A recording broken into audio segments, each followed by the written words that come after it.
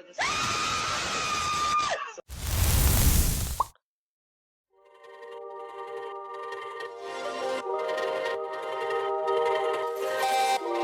Hi. So, I know it's been a minute. Man, I've been going through it. But I came out of the woodwork because I saw something that disturbed my spirit. So all throughout my timeline, I've been seeing people talk about this movie, and I had already seen like the trailer for it when I was going to go see, you know, Final Destination back in May and June. I'd seen the trailers for this movie called Weapons. I was like, this is real, you know, SCP in a way. So I'm just like, I was kind of interested. And then when I saw the reactions of people, you know, coming out of the woodworks and being like, oh my, this is so like, wow, this is the most wild thing I've ever seen and everything.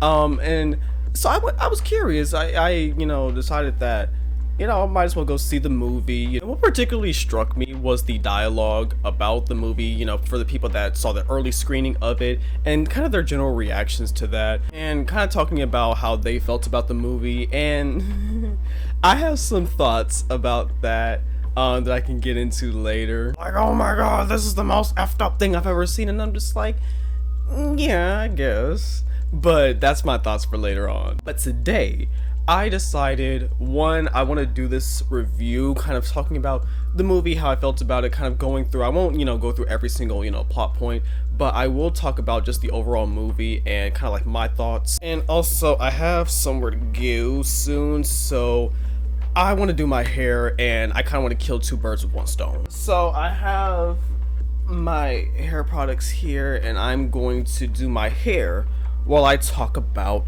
Weapons. I also think it was very interesting, the dialogue that, I don't even know if this is true or not, but apparently the idea of Jordan Peele like wanting this movie and trying to bid for this movie and then getting upset, you know, that his people weren't able to get it for him. And I also had thoughts about that too. I don't even know if this necessarily like fits with Jordan Peele's like other work. Not that you can't, you know, branch out, but like I just don't know if I get Jordan Peele from this movie. Then again, if he was directing it, maybe, you know, he could have put his own spin on it. But yeah, I've seen this movie now twice in theaters, one last night, and that was fun. I think this movie definitely benefits, at least for me, from a second viewing, because, you know, I had this perception going in, which we can talk about how perceptions and, you know, if you have expectations going to a movie, how that can impact how much you like a movie or what you think about it ultimately at the end. But ultimately, I think I enjoyed my second viewing of this a little bit more because I kind of knew what to expect and I knew what kind of movie I was going into the second viewing. Also, I got these new socks and I don't know if you can see. They're cute. Oh. That's all you're getting because you're not getting feet content from me for free. Anyways.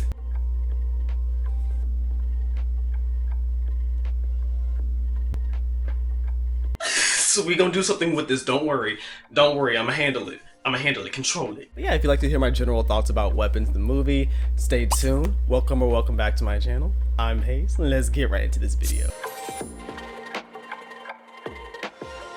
So for those of you who don't know, Weapons is a 2025 horror mystery film, is that what we want to call it? Written, co-produced, and directed by Zach Cregger. And the film stars Josh Brolin, Julia Garner, Aiden Ehrenreich. Is that how you pronounce it? I don't know, I'm so sorry. Plot is this group of classmates, I think they're what, third graders? Basically this group of 17 children that disappears from one specific classroom, all mysteriously run away in the middle of the night at the exact same time, 2:17 in the morning. Running away in this really weird way and apparently being abducted by an unseen force, except for one child named Alex Lilly. Now this movie, I didn't realize takes place from multiple different perspectives. It kind of gives like, you know, each chapter, this movie is essentially chaptered in sections, or sectioned in chapters, in which there's a bunch of characters that we follow throughout the movie. And of course, if you've seen any of the trailers, we start out with this character named Justine Candy, weird name, but okay. And she is the teacher of this third grade class in which 17 children go missing. Now the movie starts and, you know, subsequently ends with this child narrator who we don't know who it is. We never really get clues as to who this is.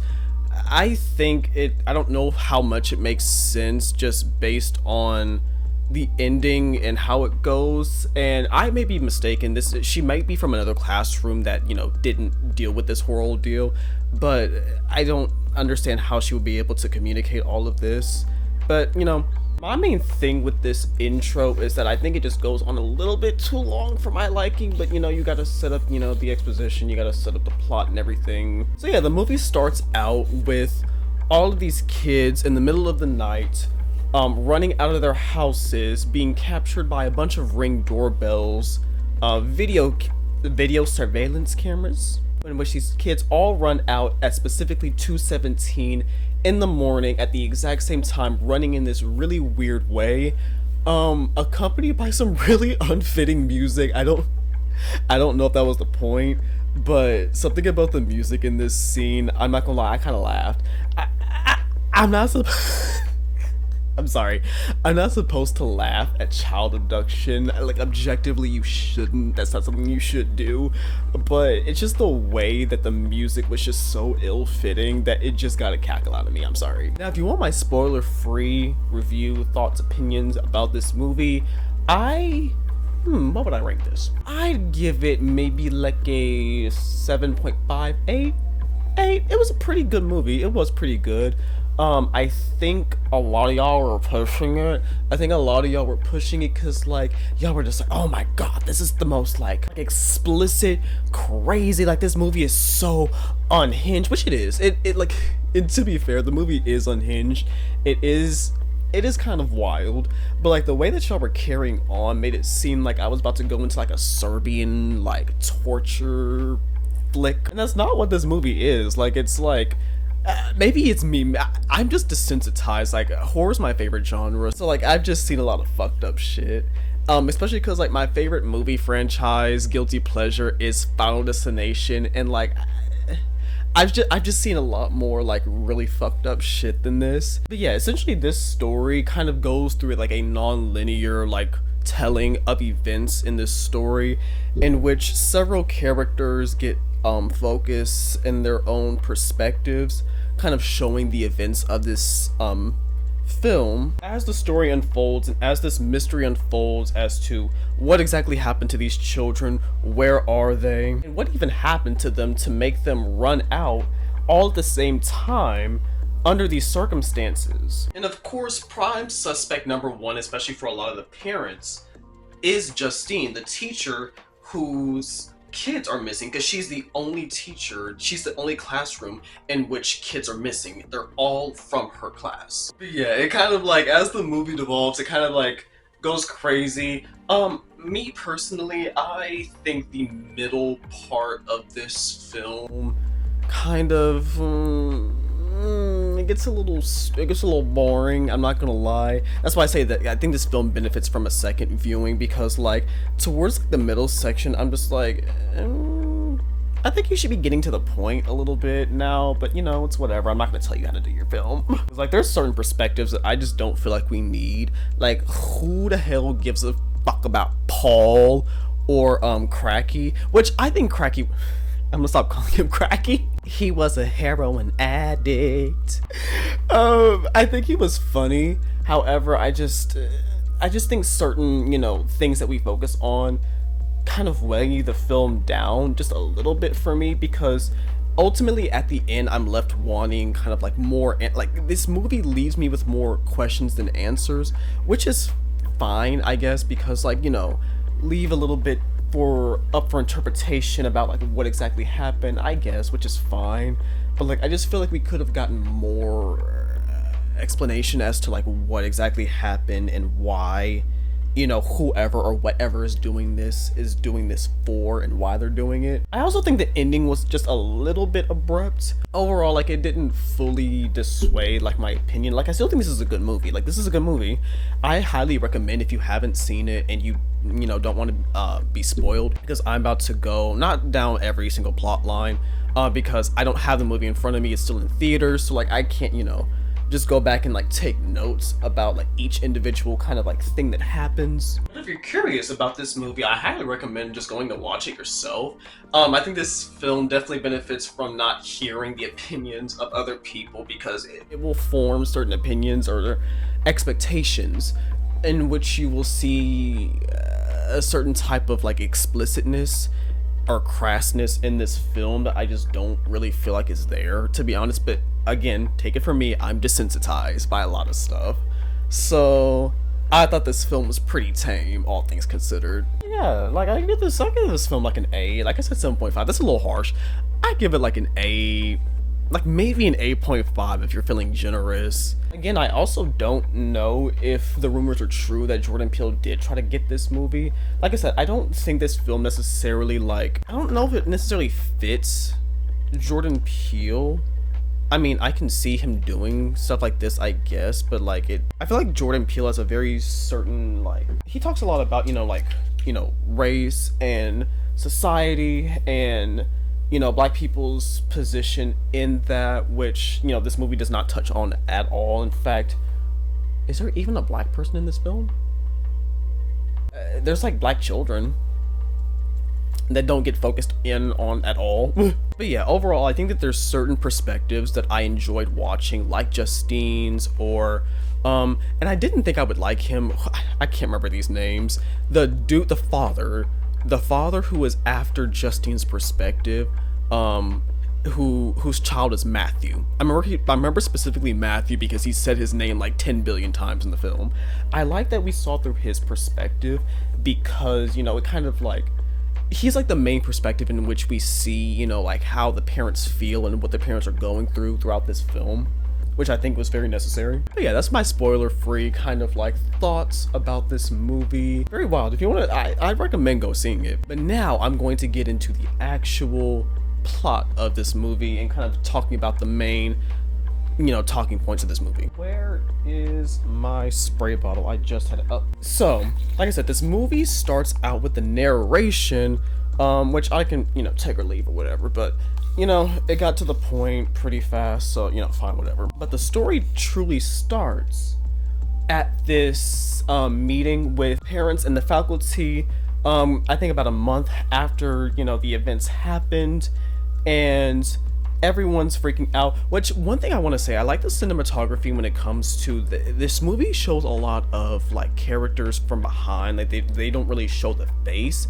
as often, but like you can kind of tell, especially from Justine's perspective, like how tense everything is, because in the PTA meeting everyone is, obviously upset, as they should be, and they're wanting to hear from Justine's perspective specifically, because they obviously, these parents, with her being the only classroom that in which this has happened, they obviously are blaming her. So she's just going through it, like she gets called out at the meeting. She tries to go up and like, talk about everything, but they just say, you're complicit in this. Which, I mean, I don't necessarily blame the parents for feeling that way. Marcus, who we'll get into later, I think he's like the principal, superintendent, whatever, of the school, he tells her to lay low, because, there's a lot of angry parents who are angry at her specifically, because they think that she had something to do with it. And as we see throughout this movie, Justine, it needs to have a little drink. When I saw her going from that PTA meeting directly to the liquor store, and then bought herself 2 bottles, I said, I know that's right, but apparently she's an alcoholic, so I shouldn't be saying that. I think Justine's a cool character. I think she's cool. I like her more than I thought I was going to. She kind of has this, I don't know if like 80s like showgirl, like the movie Showgirl's like the best like way to describe her, but like she kind of has like this spunk about her that I kind of like. But yeah, during her story, she is constantly on the lookout. She feels like she's being watched and harassed, like people are calling her number and sending her threats. She gets home and people are knocking at her door, and eventually somebody, as we find out, it's the dude, I don't remember his name, whose story we follow next. He wrote witch across her car in dark red paint, and apparently that doesn't wash off, so she's just sitting there in the rest of the film with witch written across her car. Like, you didn't think that would make you a target or something like that for harassment? I don't know. I wouldn't be going shit nowhere, but that's what she wants to do.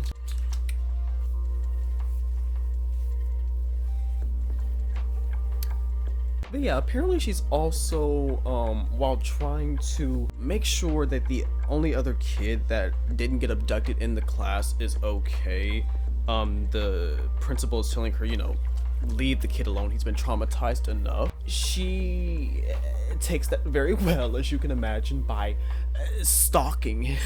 So yeah, Justine's going through it. She's depressed. She feels like the town is trying to attack her. They're calling her a witch. Cause like, she's like fucking around with this like cop dude who we eventually follow in the story, as if I'm supposed to give a fuck about him. Anyway, but yeah, like she's fucking this dude on the low, and he has a wife, and the wife goes into attack Justine at one point, but that really kind of doesn't really go anywhere in particular. It's just there for the sake of drama. So as I said before, Justine is really concerned with the well-being of Alex and goes to his home.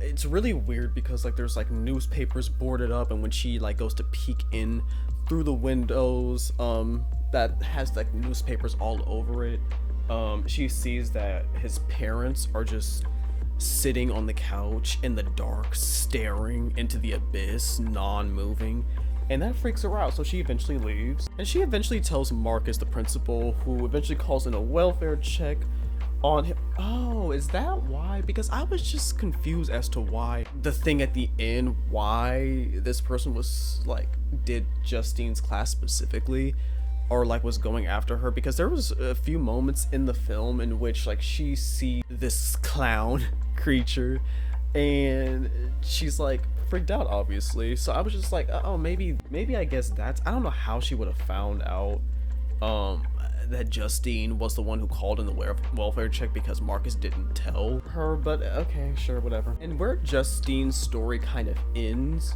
at least like the main brunt of it, is she's staking out Alex's house, drinking, of course, until she passes out, and then the doors at Alex's house, like, oh, this movie does do really well when it comes to like anticipation and build up, because it will like sit on a scene in which something is about to happen and let you sit in that for like a good minute, and like let you like sit and get comfortableness of like, ooh, something's about to happen but you don't know when. Like, it's really good at doing things like that. Eventually Alex's mom, who as we said before was sitting on the couch in a trance, she comes out in like this very jerking kind of like uncoordinated movement, very like on a puppet strings kind of in a way, goes over to Justine's car. And this is one of my favorite like parts of the movie, because like every time it gets the audience, every time like she's looking at her through the window, and then she goes around the car, everything's silent for like a good like 5-7 seconds, and all you hear is just the car door opening, and you're just like, ah, oh, god damn, like, bitch, you don't lock your doors. Okay, anyway. The possessed bitch goes in, cuts off a lock of her hair, and that's the end of her main story. And we go to, what's his name? Archer. Apparently his name is Archer. So we start his story with him like continuously sleeping in his son's room. He is going through it. He is the dude that spoke up at the PTA meeting and was essentially just like, I want to hear from Justine. So like he's like the main, you know, parent that is like, you know, getting on her case about it. I'm gonna try and like keep this as concise as I can, because like I said, it's a pretty non-linear story, so it kind of goes through different people's perspectives, and it goes back in time, and then it kind of like goes back to the present a little bit. I'm gonna try and keep this concise. So yeah, Archer is the one that was following Justine, and he was the one that wrote witch across her car. Both he and Justine also have these dreams. Justine has this dream in which she walks into her classroom, and all the missing children's heads are like on their desk, and you can't see their face. And Alex, the only child that didn't disappear, lifts his head up and smiles with his clown makeup on. And Archer has this really interesting dream in which he wakes up, he walks out of his house, because doors are opening by themselves. He walks out of the house, sees a vision of his child running out, like Naruto running down the street. He goes and follows him, and eventually he gets to, he runs back into his house, like it kind of like weird dream logic. He's back in his house, and he goes up to Alex's bedroom, and is trying to, be like, I wish I had said this earlier, like, where are you, I wish I'd said this earlier, but I love you. And as he's trying to say that, we get another flash of Clown Lady. And so at this point, you're just like, who the fuck is this clown bitch? Because she's showing up, and we don't know who this, ooh, I was about to call her a name, ooh. We don't know who this lady is. And here's also what I will say, this movie has a lot more, like, I think intentional comedy than I think people like you would like really think it would. Like, there's a lot of like intentionally funny moments that I just wasn't expecting. And like I said, I think on second rewatch, I think those moments like feel a little bit more tonally consistent, just because like I just wasn't expecting the humor to be in this. Like, I find fucked up shit funny, but that's because I'm demented. But like there was like intentional like actual comedy in this film, and I'm just like, oh, that's interesting. He's like essentially trying to, he's like the main person besides I guess the police, trying to figure out where these children went. He's using the Ring camera footage to track where the children went. He's going to different parents' houses to try and like see their Ring camera footage to see where these children are going. He has like a map of like the neighborhood, and it's like drawing on it, trying to figure out where these children went. And it seems like all the paths converge into this house, who is Alex's house. And I'll touch on this scene later because it was like one of the scenes that came out before the movie came out, just kind of teasing about what this movie will incorporate. But he eventually like goes and confronts Justine just to like girl, tell us what's happening, because like our children are missing and we need answers. And that's the scene where Marcus eventually attacks Justine, but I will get into that a little bit later when his story comes up. But before that, we needed the story of Paul, the cop that Justine was fucking. No, we didn't. Like, we really didn't. Like, I'm sorry, his story, like, around this time is when I'm just like, the movie sort of kind of like, I wouldn't say falling off, but like, it just felt like unnecessarily fluff. I'm just like, why do I need his story versus actually getting more of like what happened at the end? Because like his story really doesn't matter in the grand scheme of things. Like, he is very inconsequential, and I don't even know if I would say he's that good of a character, to be honest. Running through his story quickly because it really doesn't matter.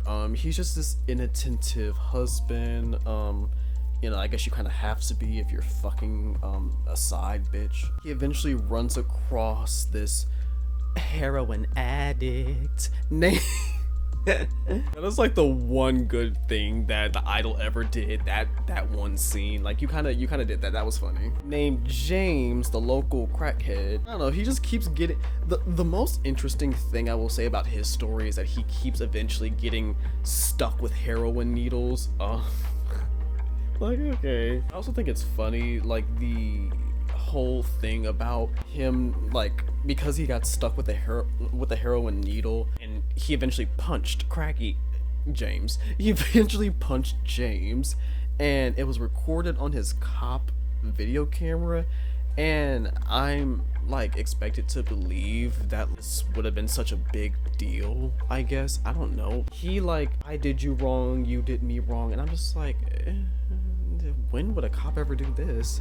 And then he goes up to his supervisor, and the supervisor is just like, oh, well, like, if this footage comes out, then it's gonna be like really bad. And I'm just like, cops do that all, like, literally all that. Like, mind you, America doesn't even care about crack addicts or homeless people in general, so am I expected to believe that the cops would be like, oh, like, this would just ruin your career. No, it wouldn't.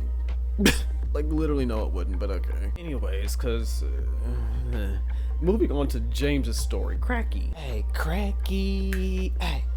Hey. I'm sorry. We follow James, and he's the local crackhead of the area, sleeping in a tent in the forest, smoking. I'm guessing that's crack. I don't know. I don't get down with those types of substances. I have my other vices. I don't need to do all that. But yeah, we follow him as he essentially is stealing and robbing, trying to like pawn other people's stuff in order to get money to buy more crack, I guess. The most important thing about like his story is that he eventually stumbles across Alex's house because the newspapers hadn't been picked up. Mind you, this is like, we have Ring cameras. Like, this movie takes place during the era of Ring cameras. Who still gets newspapers delivered to their houses anymore? Right? That's like weird, right? Anyway, eventually he comes across this basement, right?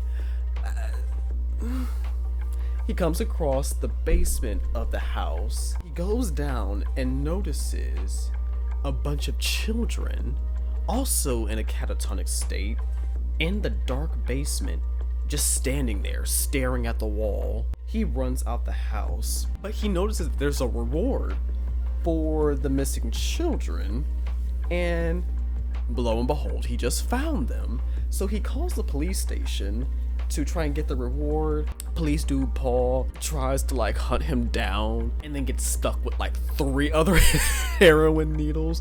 Oh, and that, by the way, this never comes up. Like, it's funny, like it's objectively funny that he just keeps getting stuck with heroin needles throughout the whole entire movie, but it like that doesn't lead anywhere. Like nothing happens from that. Anyways, he finds Cracky and they go over to the house to try and investigate. The police dude gets sucked into the house and he's there damn near all night. He eventually comes out and drags Cracky in there with him, and that's kind of like the end of Cracky's story. I need to stop calling him Cracky. That's the end of James's story and Paul's, but like, who gives a shit? So now we get Marcus's story. Remember, Marcus is the principal, and so we get to the story.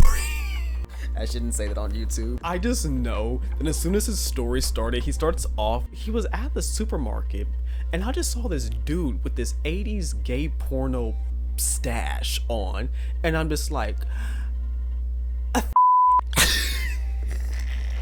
you ain't never shot at me, queer, with a drug habit? I'm sorry, okay. It's okay, I can say it.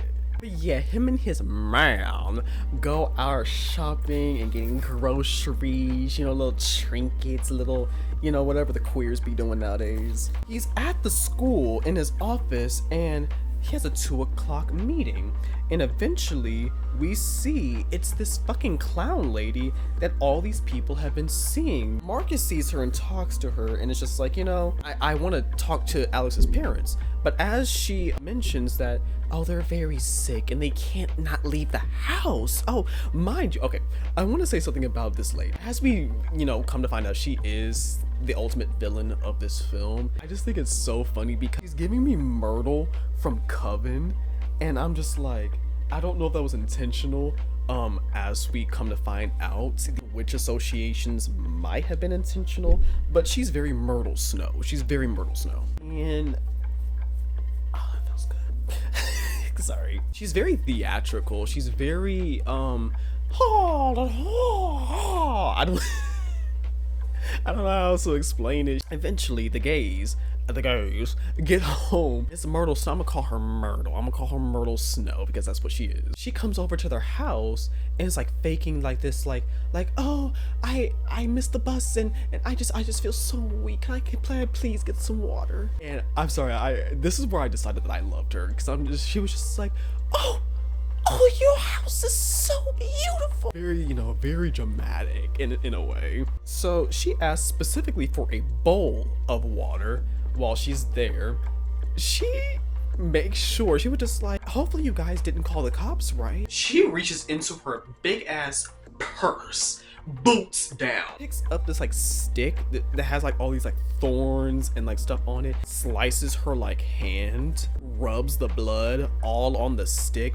She eventually snatches like a piece of hair from the other gay, not Marcus, the other one, the other gay, intertwines it around the stick. She has this little bell, like the little like she has like one of those. Marcus goes, he's like, she picks up the stick, snaps it, and immediately Marcus, because like he had like the other gay had his hair entwined around the stick, Marcus lunges at him, chokes him out, and then proceeds to start bashing his head in with his own head. He's just like bop, bop, and it's just like, oh, it's like the fact that this like the scene goes on. Like eventually we cut to like Myrtle, and she's cleaning up. You know, she's just like, oh bother. Like let me. She's just like, this blood on my hands. Like it's so old fashioned. Like old dude is getting his face bashed in, and you start to eventually hear meat being pulverized and his skull bashes in. Eventually, she gets the hair that Alex's mom had cut off from Justine's hair, twines it around the stick again, snaps it again, and Marcus immediately locks onto Justine and runs down where she is. And this is where we get the scene in which Marcus is, if you've seen any of the promo, Marcus is like running down the street and eventually tackles Justine at the, she eventually tackles Justine at the gas station, and Archer is, you know, trying to help, trying to fend him off. Marcus chasing Justine through the gas station, and what I will say about Marcus, I don't know who this actor is. He has a really good face for horror, does he not? Like he has a very he has this really good way of like doing his eyes, and it's just like it's like he has a very specific face that I think was just made for horror, because the way his eyes just bulge out of his skull is just very unsettling. And then plus he has like the blood from his gay bottoms from his bottoms, face being bashed in, so he just looks, bitch, you look crazy. Eventually, Justine, you know, with the help of Archer, gets back to her car. Marcus runs after her, and Archer is driving after him. Eventually, Marcus gets run over. Yeah, when I tell you, like you see like the pulp, you see the hamburger helper.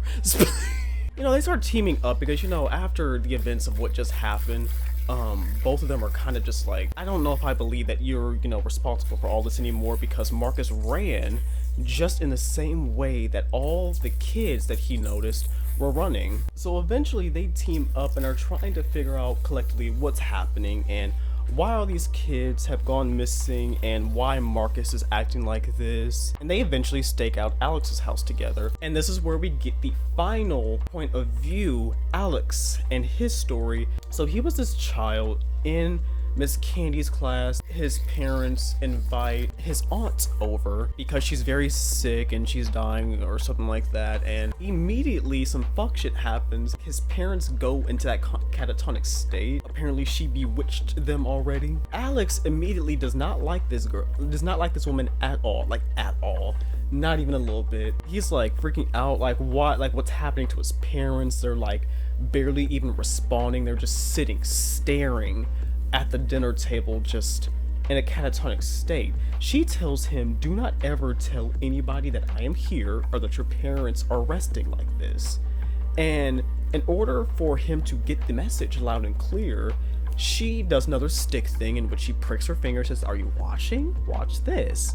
Snaps the twig, and the parents immediately pick up a fork and start stabbing themselves in the face with the fork, just all over. And she's just like, so do you understand now the consequences of what could happen if you decide to go and tell people that I am here? I can make them hurt themselves, I can make them hurt each other. So we just get this overall story in which Alex is going to school, and it's just everyone else around him is just treating this as like, you know, normal times or whatever, and he's just having to continuously go to school and then go home knowing that his parents are still in this catatonic state. So yes, also, if it wasn't super obvious, the person who is behind this is this woman, and she is a witch. She is a witch, which I wasn't expecting the story to go into. I wasn't expecting witch story from this, but I'm actually pleasantly surprised, not only because, you know, I like witch stories, but also because I don't know what witch was behind the production of this film, but y'all knew what y'all were doing. I really like the ways in which witchcraft has been portrayed recently, because it's not very it's still supernatural in a way, but like it's more like the ways in which she does it is very like, that's like actual like magic, especially in this one scene we see in which she, you know, is very sick, you know, and she's dying. She's just like, you know, water won't help me, hospitals won't help me, but you can help me if you bring an item from each of your classmates in that might help me. And Alex goes down and sees her you know, doing the ritual work, and she's like they were getting really specific with it, like the way that she was like ripping the papers and then like rotating it. It was very much like a pull like into like you, like the energy, and then she did like the pop pop pop pop, like pulling the energy towards me.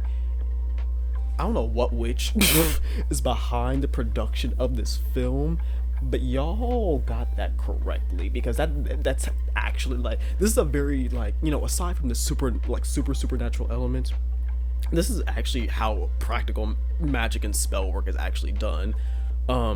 If you couldn't tell, I dabble, Mr. President.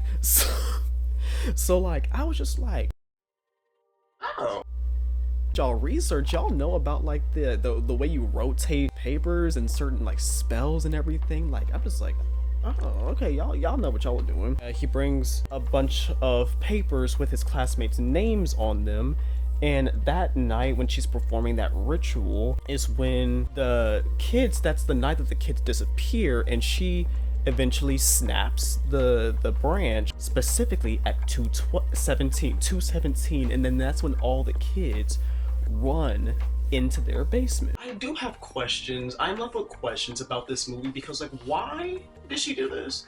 Like, because it's not like she got any better from doing this.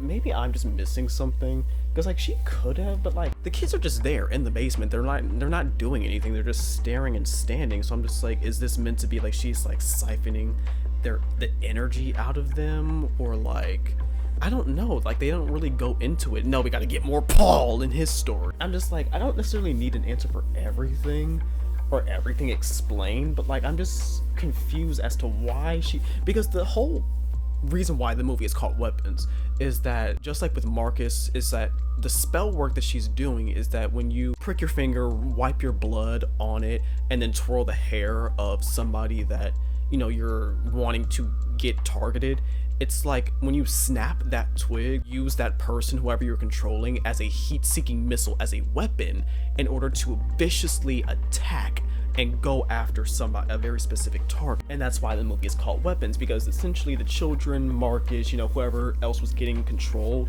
this lady, this witch, was essentially using them as weapons. But my question is, what? Because no, she wasn't. She used Marcus as a weapon, yeah. She used, eventually, you know, like I said, the police officer Paul goes in there, James goes in there eventually. They get turned into weapons, like they're actively for, you know, witch lady's purposes, and even, you know, like I said, Alex's parents used as weapons eventually. But like the children themselves weren't used as weapons until the very end. Children themselves weren't, she didn't use them as weapons, so I'm just confused. Do you need to put a bunch of children in your basement? Or that Archer and Miss Candy, Justine, eventually go into that house. Myrtle Snow is like, don't cross the salt line. Everyone's like catatonic in this house until Justine steps over the salt line, and then that's when Paul and James, let me get his name right, James start attacking. Alex also steps over the line, and they start attacking or going after him. Archer eventually takes care of Crack Rock and also finishes Paul. James pushes Archer into the basement where he sees the children are there. Justine shoots James through the head, so he's dead. And I just want to say one thing about this dude Archer. He don't give a fuck about none of these other kids. He don't give a fuck about any of these other kids. It's so hilarious to me. He sees a bunch of children trapped in a basement. He's just like, where's my son? Where's my son? He's going past these kids and he's just like, nah, that's not you. Nah, that's not him. And I'm just like, so are you gonna help them? Are you only trying to save your kid specifically? Like, I get it, you want your child, but like, he made no attempt at any point in this movie to try and help the other kids by any means. Like, he did not give a fuck. Eventually, you know, while Alex's parents are trying to attack him, he finds one of the sticks that Myrtle Snow has been using, finds her wig, because she's wearing a wig. Wiggalicious. Very wiggalicious. Very wiggy. She eventually attacks Archer and then puts him under the spell. So Archer goes to attack Justine, in which he takes one of the hairs from Myrtle Snow's wig and then he snaps it. Eventually you hear a bunch of running and just commotion. You see the kids burst out of the basement going in to attack Myrtle. It's like a whole like 2-minute scene. This old woman was balding. She looked bald. She's bald. She's torturing people who have You just see this old, decrepit, crypt keeper looking bitch running through and she's just like, like she's running away, and then you just see a horde of kids like running her down. She's just running through people's houses and shit. The kids are breaking windows. Like, when I tell you, they're after, like, they are giving her no time. She eventually gets tackled by one of the kids. They swarm her. When I tell you, they start ripping old girl apart. They're ripping her down. You just see one of the kids like reach inside of her eyes and is gouging them out, and then like one of the kids like takes the top of her teeth of her skull and just rips it like that. You just see her skull getting ripped apart.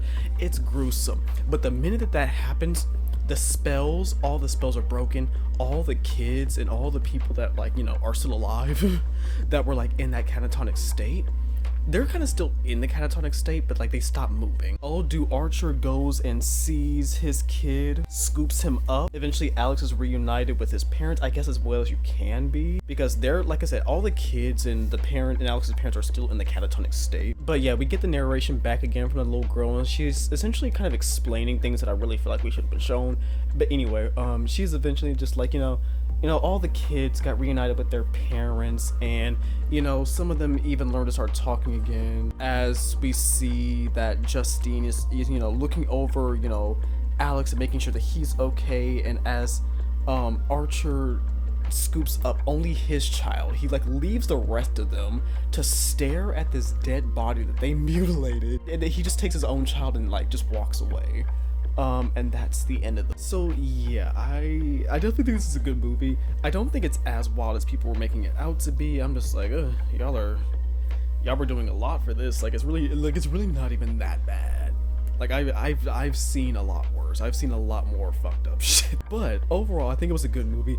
I think I have some gripes and complaints about it when it comes to, like I said, I don't mind things being left up for interpretation or mystery, but I think there's some things that should have been explained, like why she needed the weapons in the first place, why, you know, just why, like why, you know, and because she was like the only witch. It was like no other witch like in the story, it was just her. But yeah, overall good movie. I'd highly recommend going to see it. Like, it was kind of fucked up, like not really.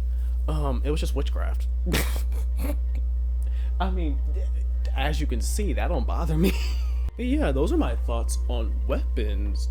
Good movie, and if Jordan Peele wants to do something like this, but kind of put his own spin on it, I'd be down to see it. Anyways, thank you so much for watching this video, if you indeed still are. Let me know down in the comments your, you know, thoughts and opinions about Weapons. Did you think it was, you know, as messed up as people were, you know, making it out to be? Did you have questions about what the hell her purpose in abducting children like that was? Like I did? Like, let me know down in the comment section down below. Thank you so much for watching, if you indeed still are, and I'll see you guys in the next one. Peace.